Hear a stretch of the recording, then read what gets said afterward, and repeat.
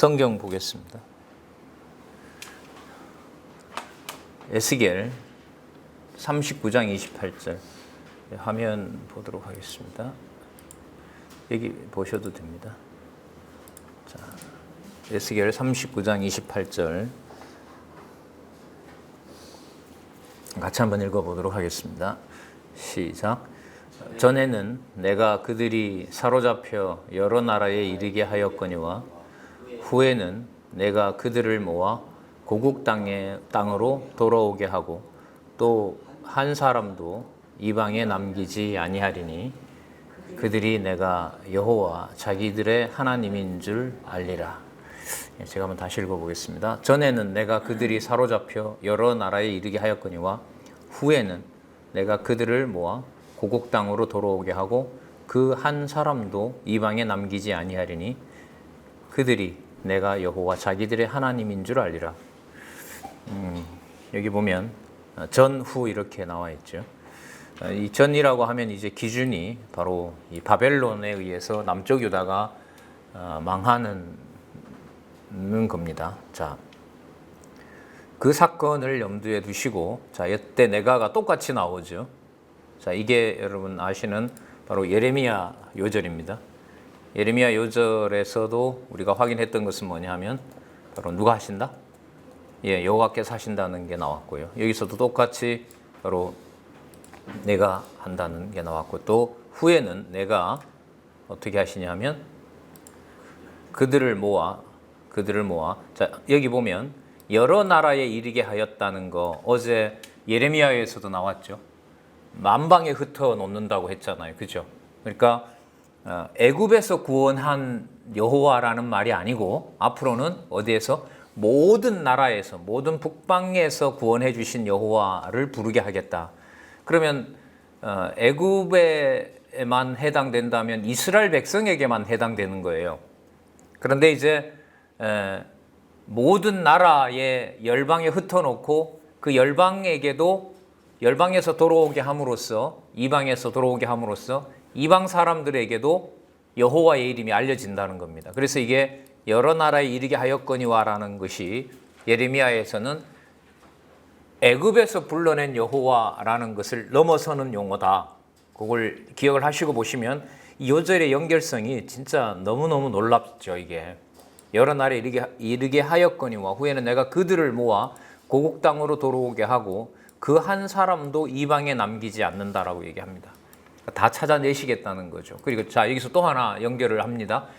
어제 유다만 해당했습니까? 아니면 야곱에게도 해당이 됐습니까? 야곱에게도 해당했고 그 사실을 이방에게 알려준다는 거죠.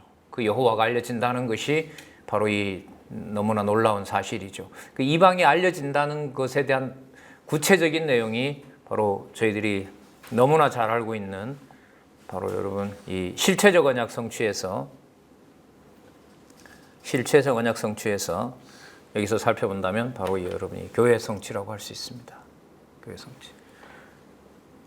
그러니까 그 선지서에 대한 배경을 또 근거를 갖지 않고 교회 성취, 교회 창립에서부터 어디까지일까요? 승리까지 이 내용을 절대로 거론할 수가 없습니다.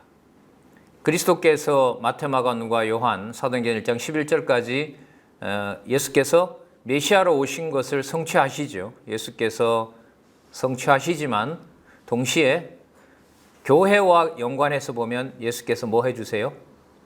언약해 주시죠.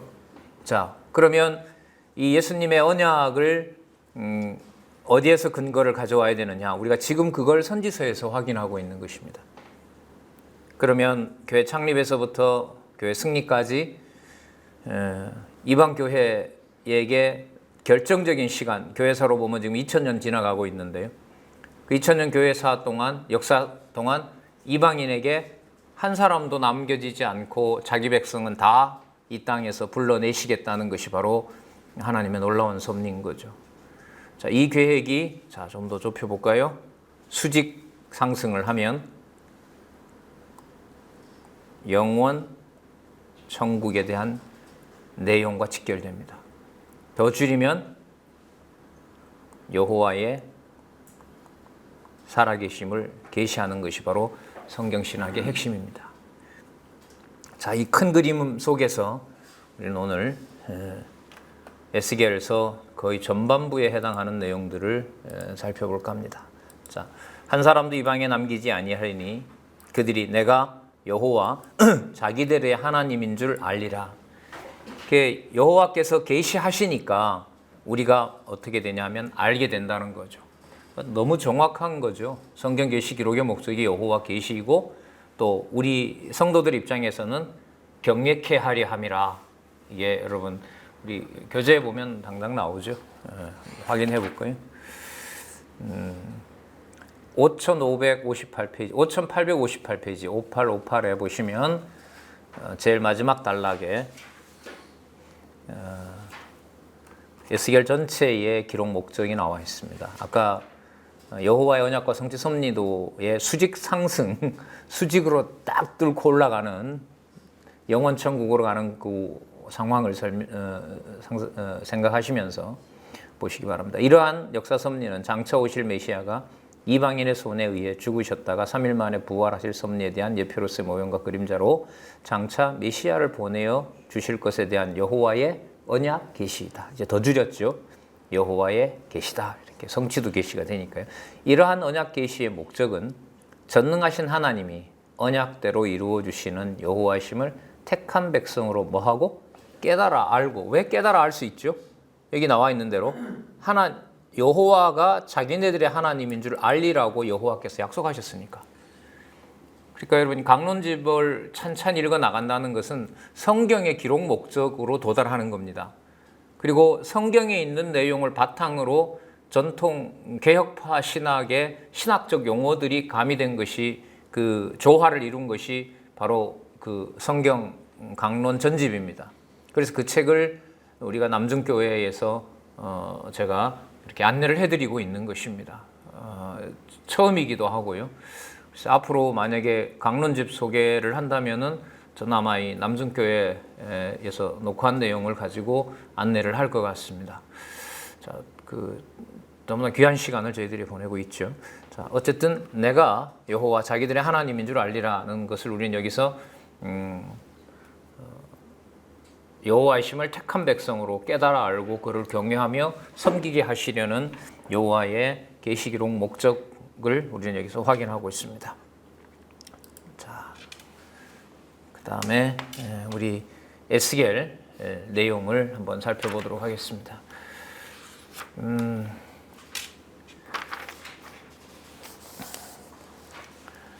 자, 어제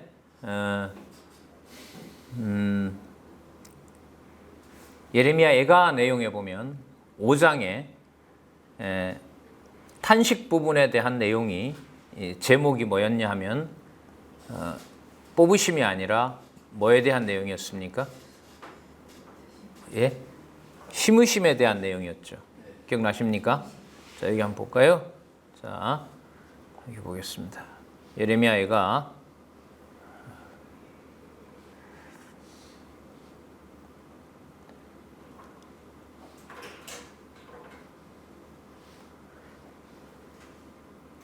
여기 보시면 여기 나와 있죠.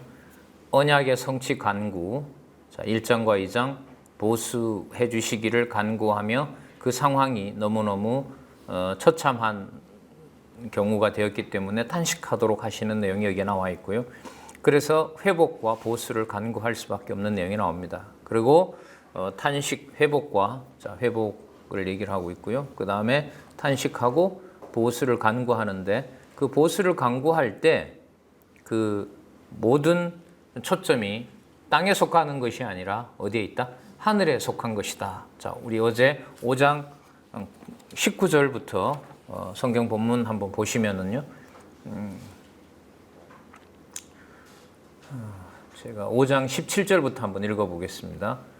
그 강론집에 그 성경 본문이 없으니까요. 메모하셔가지고 아니면 이렇게 복사하셔가지고 붙여 놓으셔도 되죠.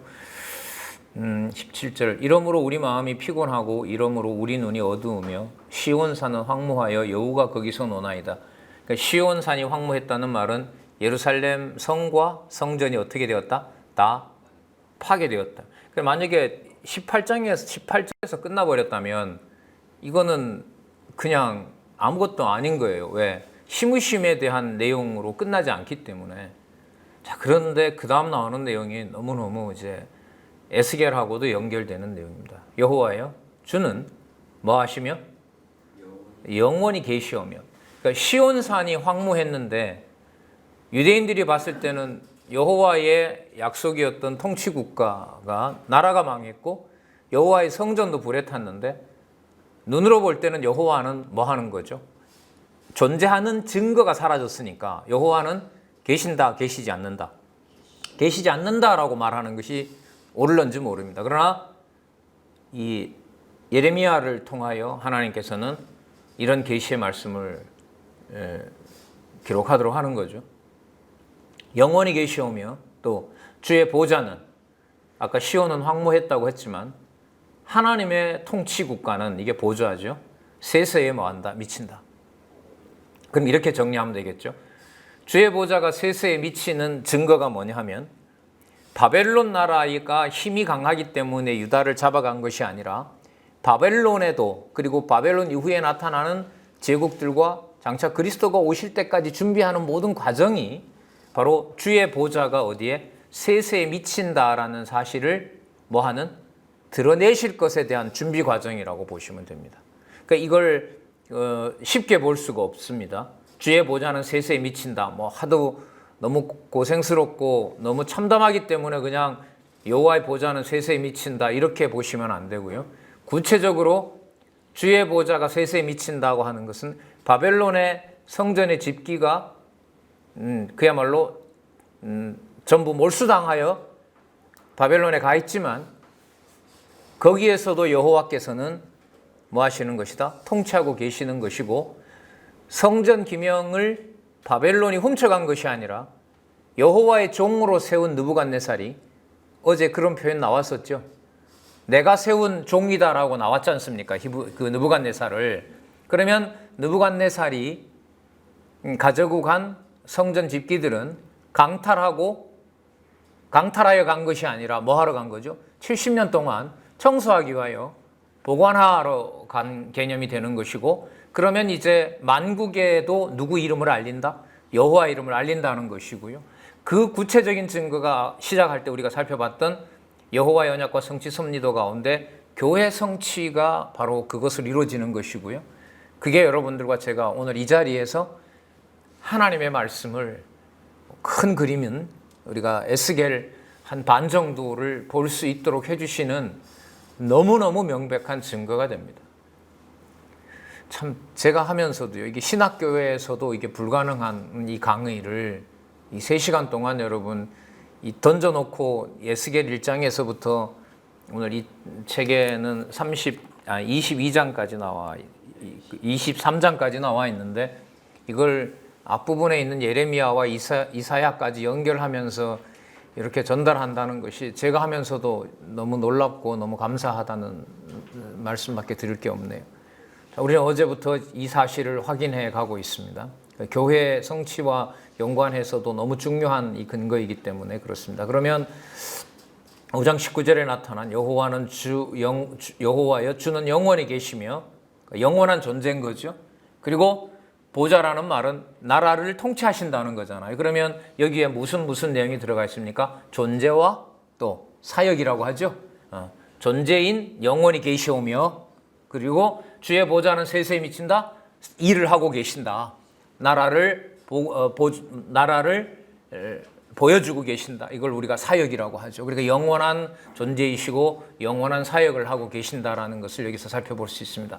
자, 이 내용을 제가 강조한 이유가 뭐냐면, 여러분 에스겔의 대부분의 내용이 뭐냐 하면 에스겔의 대부분의 내용이 전부 이상으로 보여주는 겁니다. 이상으로 보여주는 거예요. 그러니까 어디에 있는 내용이 아니에요. 이 땅에 있는 내용이 아닙니다. 그러면 이렇게 되겠죠.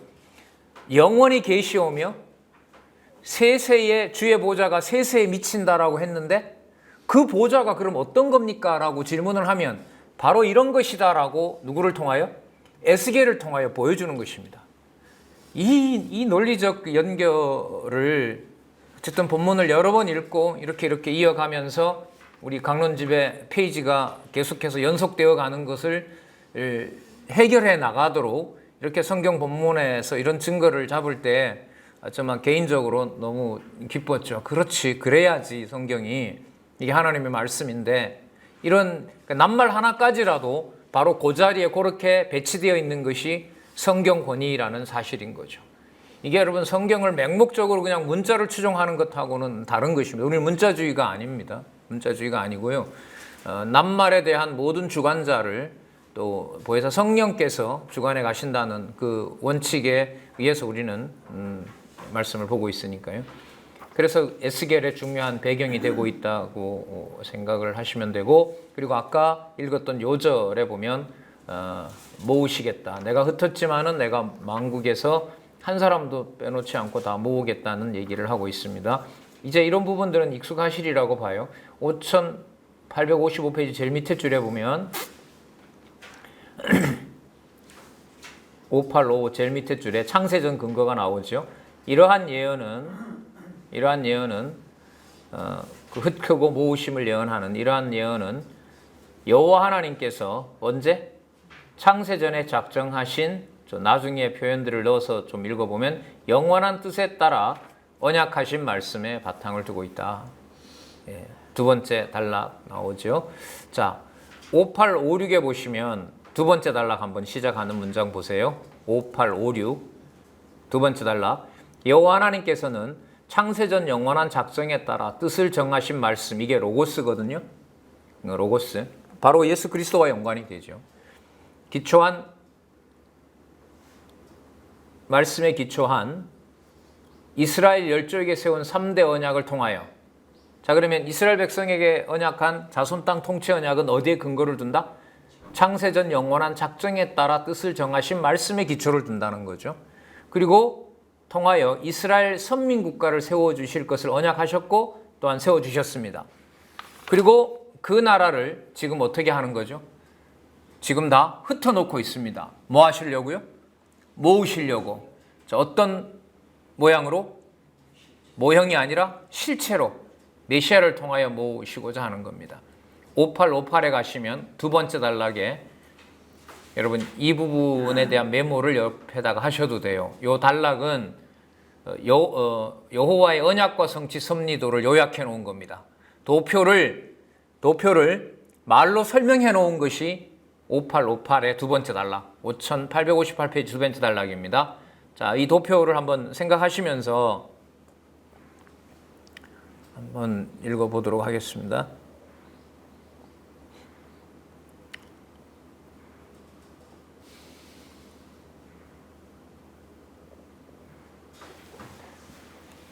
에스겔 선지자의 예언은 여호와의 언약에 근거를 두고 있다. 그리고 그 언약은 창세전에 여호와 하나님께서 영원한 작정에 따라 뜻을 정하신 말씀의 기초를 두고 있다. 자, 여기 보시면 여호와의 언약과 성취 중에 영원적 언약 성취는 어디에 근거를 두고 있다? 로고스의 뜻을 두고 있다. 로고스의 근거를 둔다는 겁니다. 이때 그러면 로고스는 바로 말씀으로 오실, 또 말씀으로 창세전에 계셨던, 로고스로 계셨던 바로 하나님을 뜻하는 겁니다.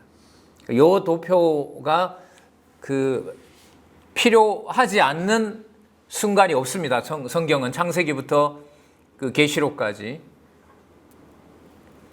여러분, 룻기는 여호와의 언약과 성취 섭리도 없이 설명이 될 수 있을까요? 없습니다. 그러니까 이 도표가 1994년에 나왔거든요. 1994년에 이 저자가 그렸는데 1차 처음 나왔던 책이 1987년이었어요. 87년이니까 한 7년 후에 이제 나오는데, 그 사이에 이제 많은 강론이 있었고 94년도부터 이제 성경 강론집이 쓰여지게 할 무렵에 95년도에 성경 강론 1권이 나오거든요. 그러면 이 94년도에 이 도표가 나왔다는 것은 너무너무 중요한 아주 의미가 있는 거죠. 왜 앞으로 창세기부터 어디까지? 계시록까지 성경 강론집을 쓸 때 모든 경우에 창세전 여호와 하나님의 언약하신 말씀에 바탕을 두고 있다고 한다면 무슨 그림이 어떤 도표가 계속 적용이 되는 겁니까? 이 도표가 적용이 되고 있는 겁니다. 저는 이제 이런 사실을 좀 알고 이 도표를 좀 그 저자한테 이 강론집이 나온 다음에 좀 설명해 달라고 하는 이 주문이나 또 혹시 이런 요청이 없을까 했는데 안 나오더라고요. 좀 답답하기도 하고 해서 좀 부탁을 좀 제가 직접 드리지는 않고 또 공부하시는 어떤 그 안내하시는 분한테 말씀을 드렸더니까 작년 1월인가요? 이 도표를 설명하신 적이 있었습니다. 그러니까 진짜 대박이죠. 성경 창세기부터 계시록까지를 여호와 계시 중심으로 여호와가 존재하시고 여호와께서 사역하신다라는 것을 한눈에 성경적인 용어로 성경의 바탕을 둔 용어로 접근할 수 있는 너무나 귀중한 그야말로 보물지도, 이게 바로 여호와 언약과 성취 섭리도라고 할 수가 있습니다. 활용과 애용을 안 하면 안 된다고 저는 생각을 하는 겁니다. 어떤 방법으로 가장 빨리 성경을 여호와 하나님의 계시 말씀으로 이해할 수 있느냐? 그러니까 다른 사람한테 소개하는 것도 소개하는 거지만 제 머릿속에 또 여러분들의 머릿속에 강론집 성경신학을 공부할 때는 바로 이 도표가 머릿속에 바탕을 두고 있는 거죠. 자, 바로 여기도 그렇게 시작하지 않습니까? 그리고 그 언약은 창세전에 하나님께서 영원한 작정에 따라 언약하신 영원한 작정에 따라 뜻을 정하신 말씀의 기초를 두고 있다. 로고스는 영원불변의 하나님이시다. 자, 여기서 이제 이른바 삼위일체 하나님을 딱 거론하는 겁니다. 여기에. 자, 여기에서 영원불변의 하나님이시다. 그러므로 하나님이신 로고스에 기초한 여호와의 언약 역시 불변하다. 따라서 여호와의 언약에 기초한 선지자의 예언도 불변한 것이다. 자, 그럼 선지자의 예언도 불변하다는 말은 에스겔만 해당합니까? 예레미야와 이사야에서도 이미 이 내용이 확정이 되었습니까? 확정이 되었었죠. 이사야서 내용 중에 그거 기억나시는지 모르겠습니다. 모든 내용을 내가 만대에 이미 정해놓았다. 태초부터 내가 종말을 고해놓았다. 자, 보세요. 태초부터 종말을 내가 이미 다 고해놓았다. 그러면 창조와 심판이 어떻게 되어 있다? 정해져 있다. 어디에 근거해서? 영원적 언약 성취, 어떤 천국? 영원 천국에 의해서 적정되어 있다는 거죠. 이렇게 보면 제가 요즘 그런 말씀 좀 드리죠. 이 교회 성취와 관련해서는 교회는 저는 시간이 지날수록 진짜 편한 데는 아닙니다. 잘해주는 너무나 좋은 우리 선후배들이 있고 너무나 인격적이고 진짜 깔끔한 인간관계를 맛볼 수 있는 이 세상에 있으면서도 그게 교회임에는 틀림없지만은 교회를 생각하게 되면 내 개인의 어떤 이해관계나 내 개인의 어떤 그 사리사욕과 연관을 시켜보면 교회는 너무너무 두렵고 떨리는 곳입니다. 창세전에 이 기획해놨던 이 비밀이 뭘로 성취가 돼요? 예? 교회로 성취가 되잖아요. 그러니까 프로그램으로 보면 천년왕국과 심판 가기 직전에 계시하시고자 하는 완성이 뭐로 이루어진다는 거죠? 교회로 되는 거예요. 이게 무섭지 않을 수가 있겠어요? 그래서 만약에 누군가가 저한테 그런 정황도 있고 증거가 있어서 귓속말로라도 당신은 성경신학을 가지고 이용해서 교회를 자기 욕심대로 채우고 있는 게 분명합니다. 이렇고 이렇기 때문에 라고 저한테 만약 그런 일이 벌어지면 그래서 이제까지 공부하고 확인한 걸로 보면 제가 과연 살까? 살 수 있을까? 이런 생각을 가끔 해봅니다. 그만큼 귀하기도 귀하면서 너무나 두렵고 떨리는 것이 바로 교회이기 때문에 그렇습니다. 가정교회는 빼고요. 가정교회는 빼고요. 네. 아닙니다. 거기가 더 무섭습니다. 우리가 대하는 가정으로 보면 더 무서운 곳이 가정교회라는 생각이 듭니다. 그래서 우리 지척에 목회자도 없고 아무도 없는데 오직 말씀 때문에 견디게 하는 북한과 중국이나 아랍에 있는 바로 지학교회를 계속해서 선교 보고를 듣게 한다는 생각이 드는 거죠. 예. 자, 이 하늘에 속한 영원 천국을 자 에스겔의 서론을 이렇게 시작하는 이유는 바로 이 모든 내용들이 이제 에스겔에서 쏟아지기 때문에 그렇습니다. 자, 그 본문 조금 더 읽어볼게요. 여호와 하나님께서는 영원한 작정에 따라 뜻을 정하신 로고스를 계시하시려고 인류의 시조와 이스라엘 열조에게 언약을 세우셨다. 그리고 그 언약을 이루시려고 에스겔 선지자로 예언하도록 하신 것이다. 그러므로 여호와께서 유다 백성을 열방에 흩었다가 다시 모으신다는 에스겔 선지자 예언은 반드시 이루어진다. 이 내용이 바로 보시고 계신 여호와의 언약과 성취의 섭리도라는 사실을 기억을 한번 하시기 바랍니다. 자, 그래서 우리가 전체적으로 나가는 것이 이제 한 부분이 아니라 큰 부분들을 우리가 오늘도 살펴봐야 되는 거기 때문에 이러한 사전의 전제를 이해하는 것이 매우 중요합니다. 그리고 매우 흥미로운 사실 하나를 말씀을 좀 드리면은 여기 집사님 그려주신 그림이 여기 한 번 있습니다. 저 지도 좀 참조하도록 할게요. 여기 보시면 여호야긴 시드기야 있죠. 여기가 1차 침략이라 그랬죠. 605년. 여기가 2차 침략이라 그랬죠. 여기가 3차 침략이라 그랬죠. 자, 여기에 보시면 이사야 같은 경우에는 이사야는 이 무렵이에요. 히스기야 있죠. 여기 보세요. 어디? 여기 히스기야. 여기 있죠? 이 무렵이에요. 그러니까 한 740년경이고요. 예레미야는 1차 침략하기 시작하기 전에 있었던, 어제 여러분 들어보셨지만 여호아스라고 들어보셨죠. 요시야, 여호아스 이 무렵인 거예요. 그러니까 1차 침략 전에 예언해서 1차 침략했고, 1차 침략 끝나고 2차 침략도 예언해서 예언대로 됐고, 2차 침략 끝나고 3차 마지막 멸망을 예언한 대로 됐습니다. 그러니까 예레미야는 요걸 다 보고 어제 26년이나 더 지나서 약속한 대로 어디에 포로로 잡혀 있다? 바벨론의 포로로 잡혀 있다는 사실을 보여준 내용이 바로 예레미야였습니다. 자, 그런데 재밌는 게 에스겔은 언제냐면, 자, 에스겔은 하나님께서 예레미야는 예레미야대로 쓰고요. 여호야긴이 몇 차 침략입니까? 이게 2차잖아요. 우리 권사님 이제 파악하셨어요. 2차 침략인데 이 침략이 끝나면 이제 마지막 몇 차 침략이 남아 있어요. 3차 침략 마지막 이제 멸망이 남아 있잖아요. 요 사이에 누구를 부르냐 하면 에스겔을 부르는 거예요. 그러니까 누구는 이미 활동을 하고 있어요. 예레미야는 이미 활동을 하고 있고 이사야는 이미 약속을 해주고 갔어요. 그리고 또 하나는 잘 보세요. 여기가 1차 침략이죠. 여호야김 때가. 그죠? 1차 침략 때에 다니엘은 이미 붙잡혀 가 있어요. 그럼 요 세 사람은 예레미야, 에스겔, 다니엘은 같은 시대 때 하나님께서 뭐 하도록 하시느냐? 예언을 같이 하도록 해요. 활동은 그렇게 같이 하도록 합니다. 물론 순서는 예레미야가 좀 앞서죠. 자, 그러니까 예레미야는 3차 침략 때까지 유대 땅에 있으면서 언약하신 대로 이루신다는 것을 보여주는 거고요.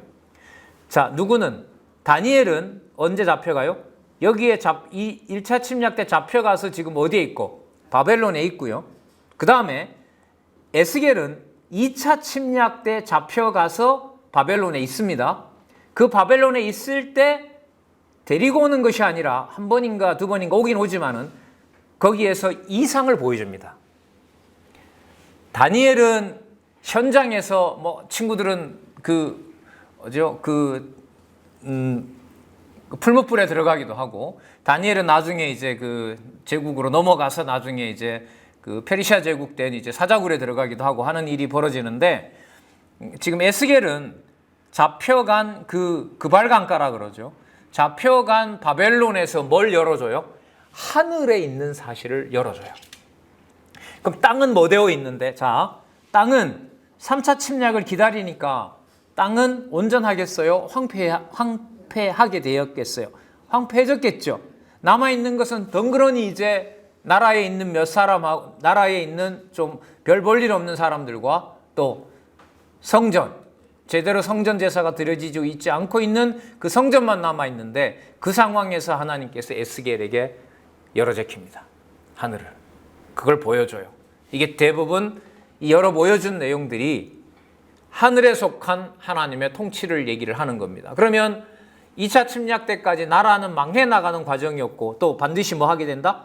3차 침략 때 망한다고 하지만은 아까 우리 예레미야 5장 19절, 예레미야 애가 5장 19절에 나왔던 주는 영원히 계시오며 주의 보좌는 뭐 한다? 세세에 미치겠다고 하는 약속이 맞다는 사실을 에스겔에게 이상으로 보여주는 것이 바로 흩고 모으심에 대한 여러분 그 에스겔의 핵심인 겁니다.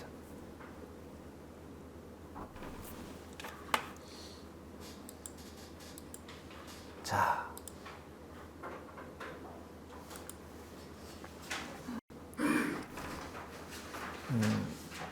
이 페이지는 다 나와 있네요. 다 나와 있는데 여기 한번 볼게요.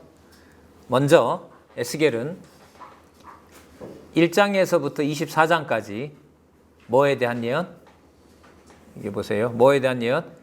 여기 흩음에 대한 내용. 그죠? 예, 흩음에 대한 예언 1장에서부터 24장까지 나타나 있고요. 우리 책을 통해서도 확인할 수가 있는데요. 일단 자료가 있으니까 여기서 볼게요. 흩음에 대한 예언을 어떻게 하냐면 선지자 에스겔을 불러서 선지자에게 사명을 주고 자, 첫 번째 범죄로 멸망한다는 것을 알려줍니다. 자, 여러분 1차 그리고 2차 망했기 때문에 벌을 받을 만큼 받았다는 생각을 할 수가 있어요. 우리가 얼마든지. 그리고 대부분 다 잡혀갔기 때문에 뭐 범죄할 사람도 그렇게 많지를 않아요. 자, 여기 범죄요. 보세요, 범죄. 이게 전부 이상 중에 보여주는 겁니다. 그 말은 현실로 눈에 보이는 게 아닙니다. 자, 이 범죄를 하나님께서 에스겔에게 눈에 보이는 현실이 아닌 이상 속에서 남쪽 유다가 얼마나 부패했는지를 스크린을 돌리듯이 보여주는 거예요. 그러니까 하나님이 무슨 상황을 끌어내시는 거예요? 남쪽 유다가 뭐한 상황? 부패했다는 상황을 여호와께서 정죄하시는 내용입니다. 실제 범죄가 아닌 상상할 수도 없는 범죄를 여호와 하나님께서 정죄를 하기 시작합니다. 그 다음에 이게 7장까지 나타나고요. 그 다음에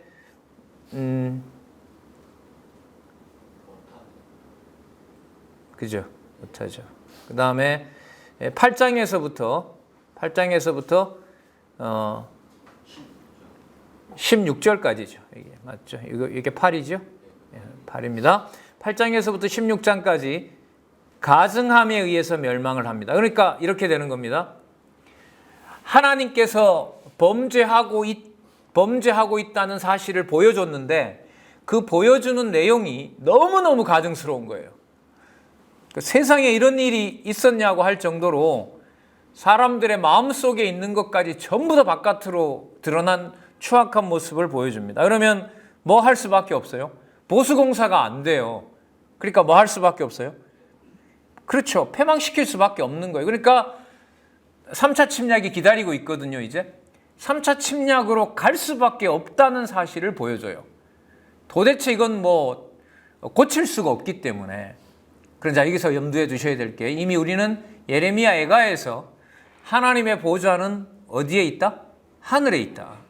하늘에 있는 하나님의 보좌가 실체다라는 내용을 우리는 사실 처참한 예레미야의 그 처참한 상황에서 확신을 주시는 예레미야의 내용을 우리는 이미 지나왔습니다. 그걸 연결을 시키셔야 됩니다. 뿐만 아니라 여기 보시면 거짓으로 인해서 여기 보세요. 거짓된 예언을 하는 선지자들입니다. 그러니까 거짓말은 어떤 거짓말일까요? 2차 침략까지 받았으니까 이제 좀 있으면 우리 어떻게 한다? 돌아간다. 그래서 누구 말? 예레미야의 말은 거짓말이다. 에스겔이 말하는 것도 거짓말이야. 우리 좀 있으면 돌아간다. 아니라는 거죠. 그 자들도 전부 멸망시키겠다는 겁니다. 뿐만 아니라 이게 16장에 보세요. 행음으로 인한 멸망입니다. 가증한 일을 행음에다가 비유를 하는 건데 얼마나 이게 질 나쁜 그 창녀냐 하면은요.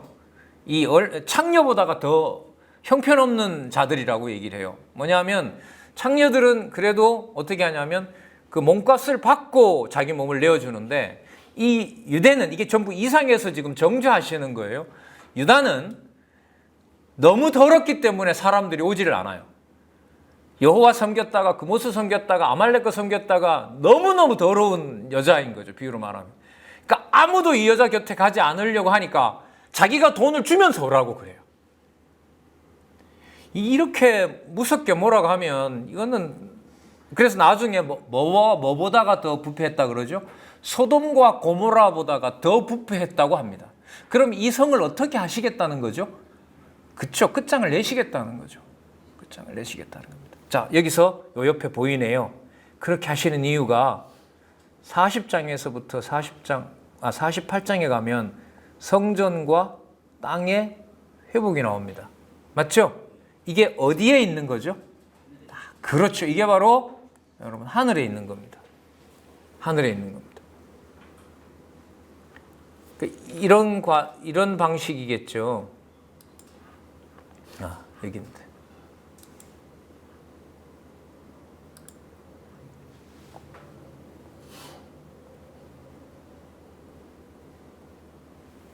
어디는 끝을 내시고요.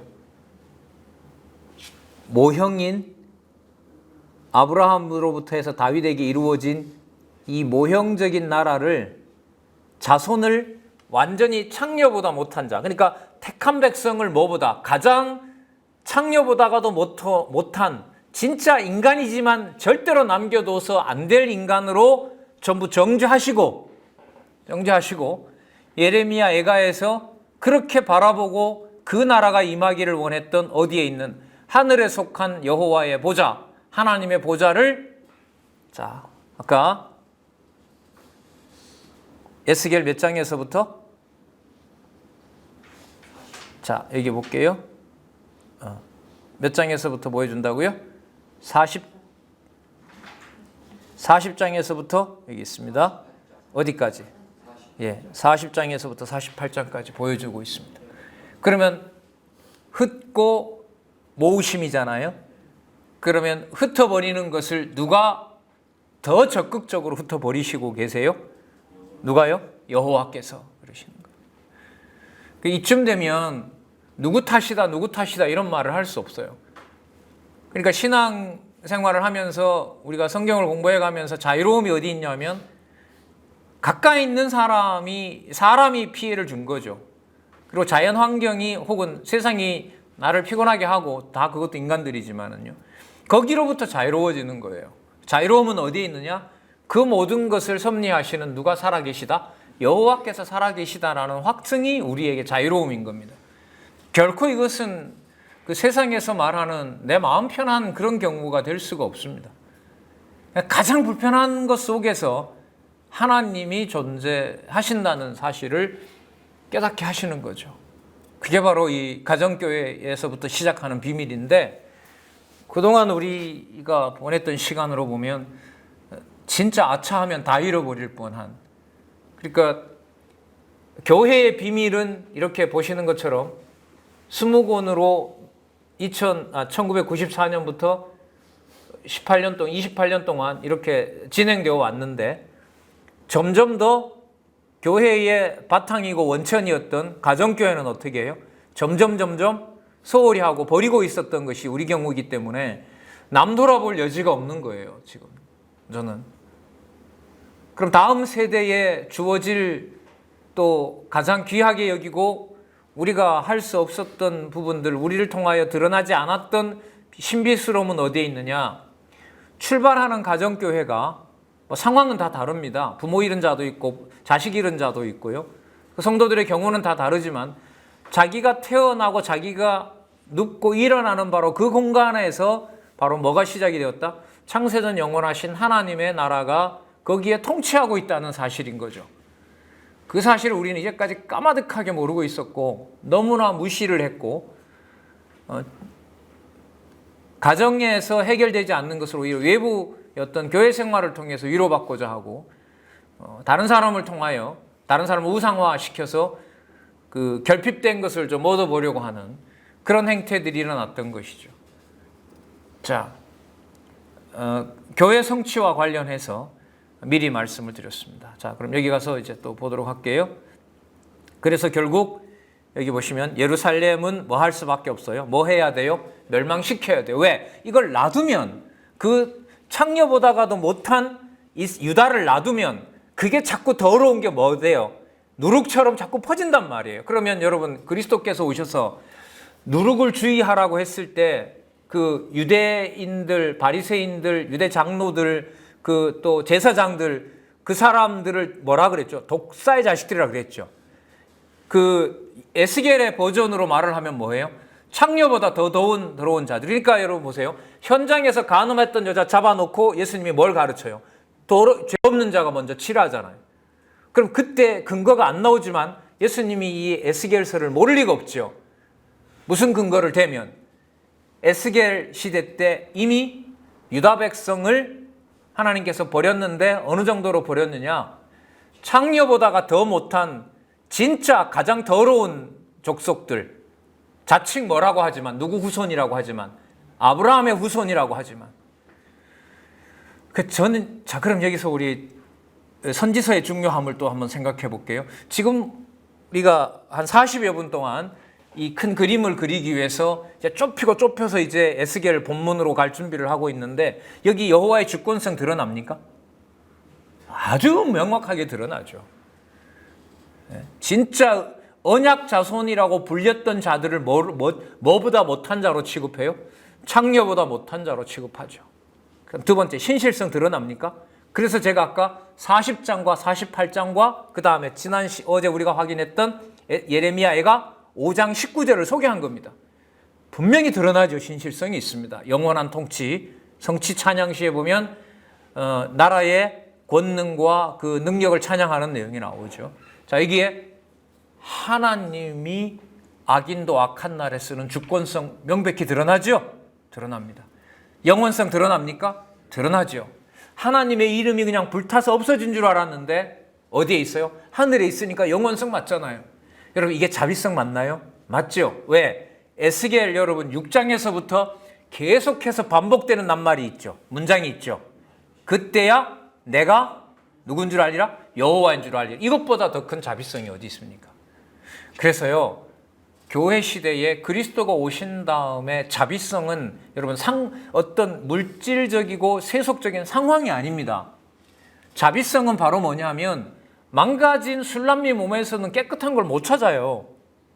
아까 우리 읽어봤던 에스겔서에 보면 뭐보다가 창녀보다가도 못한 여자가 유다로 만들어놨잖아요. 그게 유다만 의미하겠습니까?